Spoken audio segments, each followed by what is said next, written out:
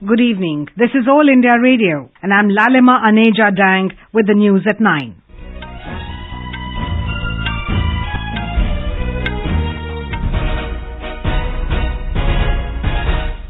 The headlines. Government approves National Green Hydrogen Mission to make India energy independent. Also gives nod to Central Sector Broadcasting Infrastructure and Network Development Scheme. President Droupadi Murmu calls for urgent steps to deal with threats posed by climate change. Supreme Court stays Allahabad High Court order directing UP government to hold urban local body polls without reservation for OBCs. US House of Representatives fails to elect its Speaker, first time in 100 years. And in sports, India's table tennis star Manika Batra reaches her career best ranking in women's singles. The government has approved the National Green Hydrogen Mission with an initial outlay of 19,744 crore rupees. Briefing reporters in New Delhi, Information and Broadcasting Minister Anurag Thakur said the mission aims to make India a global hub for production, utilization and export of green hydrogen. He said this mission will play an important role in dealing with climate change. अमृत काल में हमें भारत को green hydrogen के क्षेत्र में green hydrogen के production और export का ग्लोबल हब बनाना है और ये ऊर्जा के क्षेत्र में भारत की एक नई प्रगति को आत्मनिर्भर बनाएगा और पूरे विश्व में क्लीन एनर्जी ट्रांजिशन की एक नई प्रेरणा भी बनेगा. The minister said 50 lakh tons of green hydrogen will be produced per year with an associated renewable energy capacity addition of about 125 gigawatt. The targets by 2030 are likely to bring in over 8 lakh crore rupees in investments and create over 6 lakh jobs. He said the mission will annually help save 1 lakh crore rupees in the import of fossil fuels. Mr. Thakur said through this mission, 50 million metric tons of carbon emissions will be averted annually. The government also approved the Central Sector Broadcasting Infrastructure and Network Development, that is, BIND scheme. The INB minister said the scheme will financially support Prasar Bharati in the expansion and upgradation of its broadcasting infrastructure and content development. Broadcasting infrastructure and network development ये इस bind scheme 2026 तक के लिए 2,539.61 crore rupees की मंजूरी मिली है.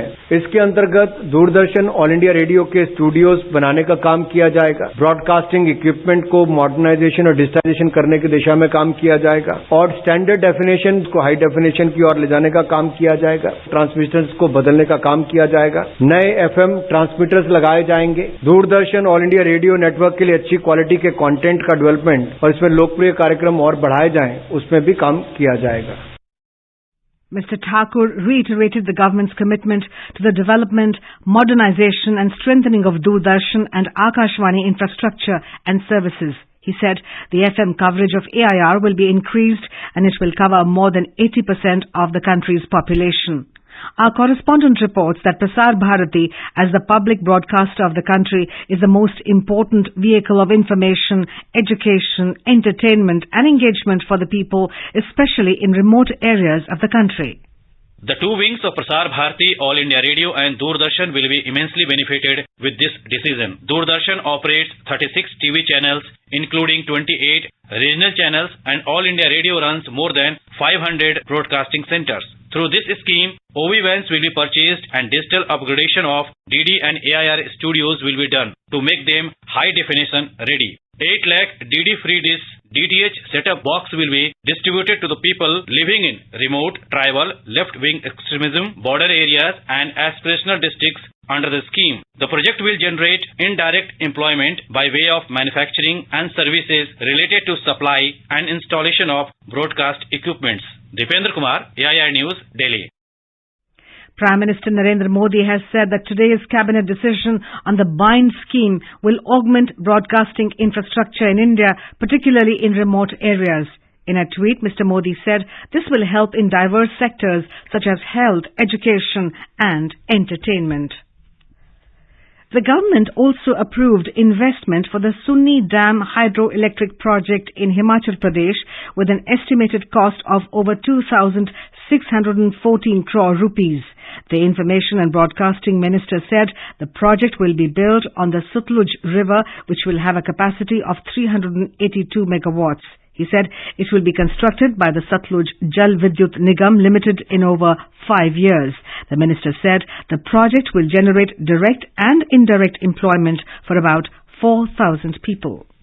President Droupadi Murmu has called for urgent measures to tackle the threats posed by climate change as they are more serious than expected.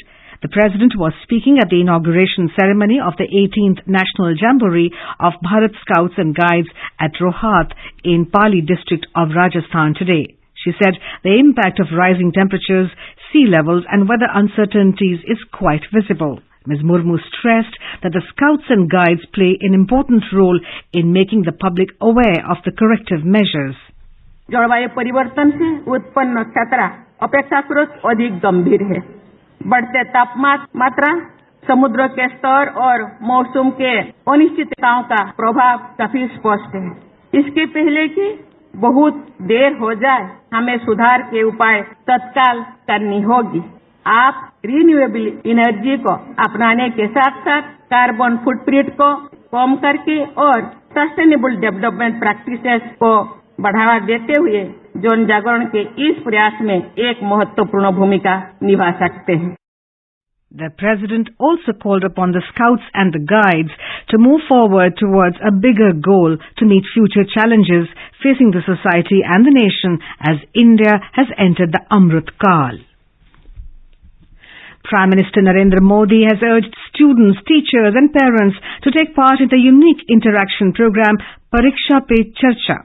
The 6th edition of Pariksha Par Charcha will be held at Talkatora Indoor Stadium in New Delhi on the 27th of this month. In a tweet, Mr. Modi said, Pariksha Pe Charcha is among the most exciting programs, giving an opportunity to discuss ways to make exams stress-free and support the exam warriors.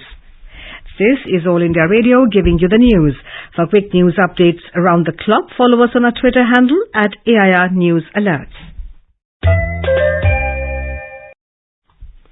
The Supreme Court today stayed the Allahabad High Court order directing the Uttar Pradesh government to hold urban local body polls without reservation for other backward classes, that is OBCs.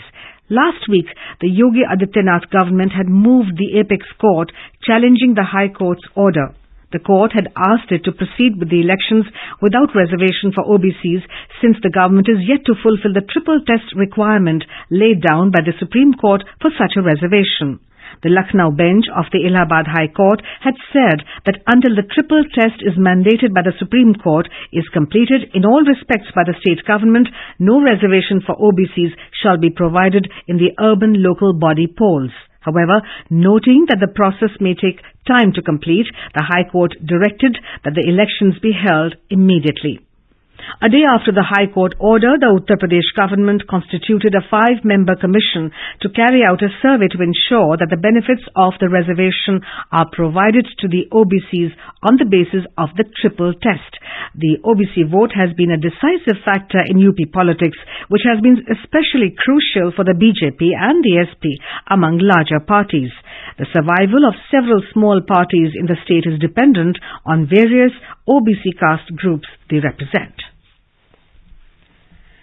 External Affairs Minister Dr. S. Jaishankar met Chairman and CEO of Microsoft Corporation Satya Nadella in New Delhi today. In a tweet, Dr. Jaishankar said during the meeting he discussed delivery, governance and security in the digital domain. Commerce and Industry Minister Piyush Goyal has given approval for over 28 crore rupees to extend the special interest-free loan of 10,000 rupees to each member of Tobacco Board's growers' welfare schemes under southern regions of Andhra Pradesh. This will directly benefit more than 28,000 tobacco farmers affected by Cyclone Mandos in the state. The interest-free loan to the eligible flu-cured Virginia FCV tobacco farmers will be administered by the Tobacco Board. FCV tobacco is a major commercial crop grown in 10 districts of Andhra Pradesh. It is the major exportable tobacco variety of the total unmanufactured tobacco exports from India.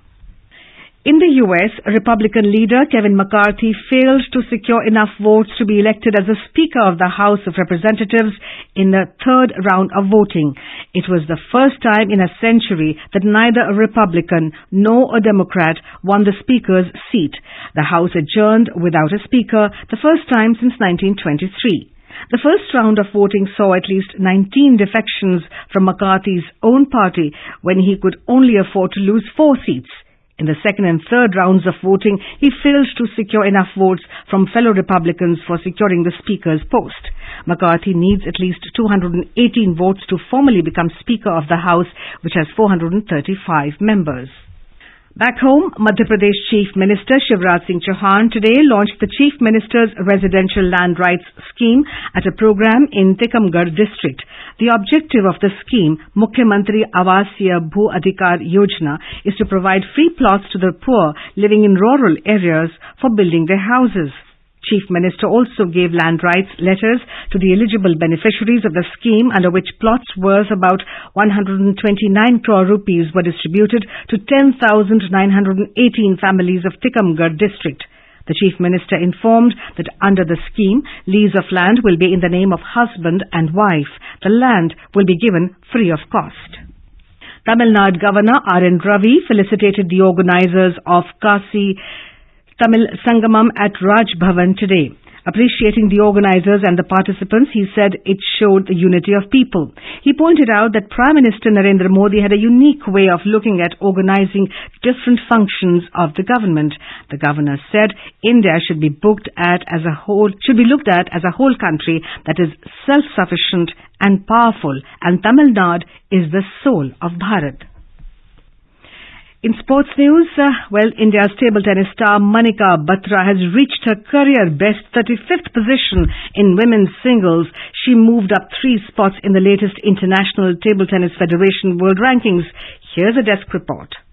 Manika Batra's rise comes on the back of an impressive outing at the Asian Cup in November, where she claimed a historic medal for India. She defeated the world number 6 Hina Hayata of Japan and world number 7 Chen Xingtang of China to win the bronze medal. Manika became the first Indian women table tennis player to medal at the continental event and only the second Indian to achieve the feat. Chetan Babur won a silver in 1997 and a bronze in 2000. The 27-year-old Manika Batra entered the top 50 in the TT World Rankings in February last year and remained in the 30s and 40s throughout the year. Apart from the Asian Cup high, Manika had a difficult season. She made the semi-final of just one event and the quarter-finals of 2 tournaments, including the Commonwealth Games 2022. With Virendra Singh, this is Ajay Kumar for News Desk. In cricket, the second T20 international of the 3-match series between India and Sri Lanka will be played in Pune tomorrow. It will start at 7 p.m. at Maharashtra Cricket Association Stadium. India won the first match by 2 runs in Mumbai yesterday. Deepak Hooda and Ishan Kishan were the top scorers in the Indian total of 162. In reply, visitors were restricted at 160 with superb bowling performances by Shivam, Umran Malik and Harshal Patel. The third match of the series will be played on Saturday in Rajkot. On to weather now. Well, the entire North India is under the grip of a severe cold wave. The Met Department said dense to very dense fog and cold day conditions will continue over northwest part of the country during the next 4 to 5 days. And now, before we end the bulletin, here are the headlines once again. Government approves National Green Hydrogen Mission to make India energy independent. Also gives nod to Central Sector Broadcasting Infrastructure and Network Development Scheme. President Droupadi Murmu calls for urgent steps to deal with threats posed by climate change. Supreme Court stays Allahabad High Court order directing UP government to hold urban local body polls without reservation for OBCs. US House of Representatives fails to elect its Speaker first time in 100 years. And in sports, India's table tennis star Manika Batra reaches a career best ranking in women's singles. Well, for details of these stories and more, you may log on to our website www.newsonair.gov.in and News on AIR app. And that's all we have for you in the news at 9. Good night.